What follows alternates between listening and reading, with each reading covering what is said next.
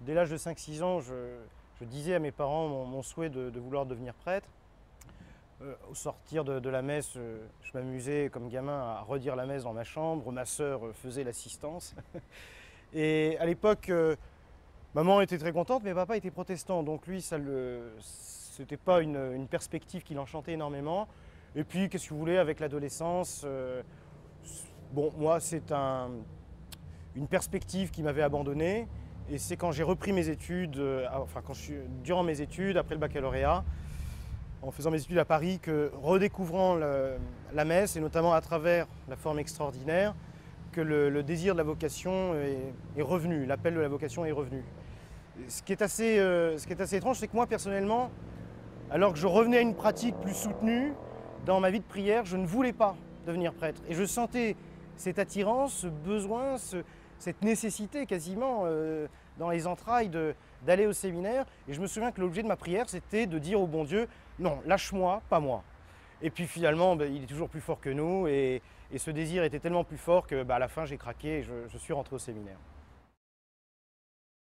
Durant mon parcours de séminaire, il m'a été donné de partir en Afrique, au Bénin, au fin fond du Bénin Nord, à Natitingou. Et là, je dois dire que c'est une des pages les plus fortes de mon séminaire, où on vivait vraiment des conditions de mission. On allait dans des villages où il n'y avait pas d'eau potable, il n'y avait pas d'électricité, où il fallait y aller à pied, à mobilette. On rencontrait des villages qui ne parlaient pas du tout le français, qui parlaient le dialecte local. Et de parler de Dieu à ces Africains du nord du Bénin est une expérience qui m'a beaucoup marqué, où ils n'avaient jamais entendu parler de la Sainte Vierge, jamais parlé du Christ. Il suffisait de leur en parler quelques heures, immédiatement on priait le chapelet avec eux. Certainement l'expérience la plus marquante dans mon parcours. Oui.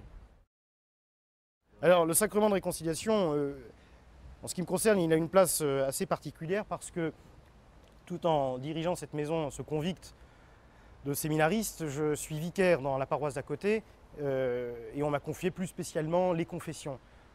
Donc ça, c'est une grande joie d'avoir à beaucoup confesser, à rencontrer vraiment les paroissiens qui vivent dans cette paroisse qui est une gigantesque paroisse qui tourne magnifiquement bien et d'avoir à rencontrer ces âmes qui retournent vers le Christ, vers le pardon du Christ. C'est une page vraiment importante pour un prêtre, puisque je crois que l'une des identités du prêtre, il a beaucoup d'identités le prêtre, mais une des identités du prêtre, c'est de ramener au pardon du Christ et de donner le pardon du Christ.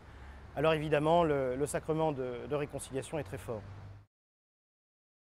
Un temps important, un temps fort, parce qu'il faut essayer de faire passer un message. Il ne faut pas non plus abreuver les fidèles de beaucoup de phrases. Il faut aller à l'essentiel, les toucher.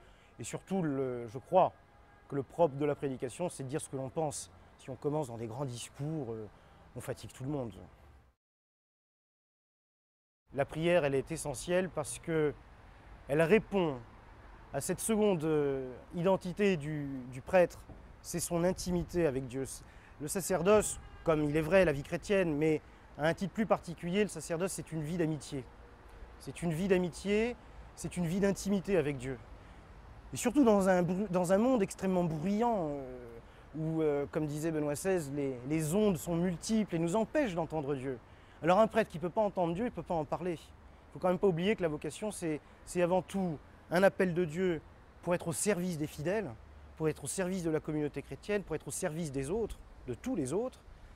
Mais ce service, il s'exprime par quoi? Il s'exprime par transmettre Dieu. Et transmettre Dieu, on ne peut pas le faire si on l'écoute pas, si on l'entend pas. La vie de prière, c'est le ciment de l'identité d'un prêtre. C'est de dire la messe, de pouvoir faire descendre le bon Dieu sur l'autel, faire inonder les grâces du Christ sur terre, ce face-à-face avec Dieu. Un jour, un prêtre me disait, je ne comprends pas ces prêtres qui disent la messe à toute allure, car c'est vraiment le seul moment de la journée d'une intimité exceptionnelle où on est face à Dieu et à soi-même. Et c'est vrai que là, si vous voulez, tous les phares tombent, l'apparence qu'on essaye de se donner aux autres tombe. Là, vous êtes seul face au bon Dieu.